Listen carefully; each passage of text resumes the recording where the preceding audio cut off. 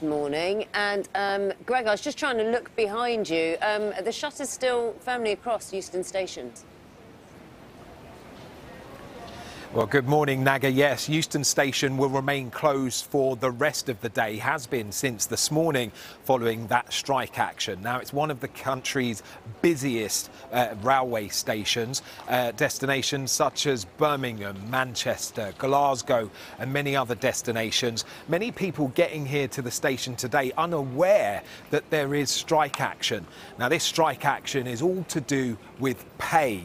Now, the railway union, the ASLEF union, are asking for a pay rise for its members, 4,500 members, most of which are drivers, or about 10 to 15%.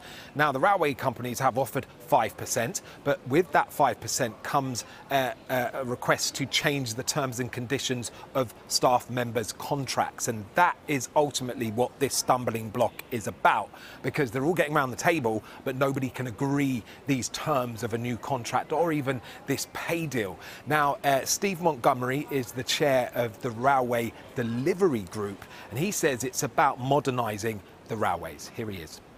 On average, a driver has works 4 days in a week, a 35-hour week. So it's not about asking people to work longer and increase the 35 hours. What we're saying is, within those 35 hours, how do we get more productivity? Because some historical practices of, how we diagram drivers, how the rosters are working, make it quite inflexible in some places, and we don't utilise the full shift length. And again, that's not about making anything unsafe or anything like that. It's just actually getting drivers to be more productive within the 35-hour week. And ultimately, there's always two sides to a story, and ASLEF say that it's not fair that these drivers are being expected to work longer hours, technically for less money. So they're not happy with the proposals to introduce a 5% pay increase, only to extend the working week, making it less flexible for its members. Mick Whelan is from the union ASLEF. Well, the three-shift system, nights, 5 to 11 hours, all sorts of different commutations. They get rostered up to 60 to 70 hours a week.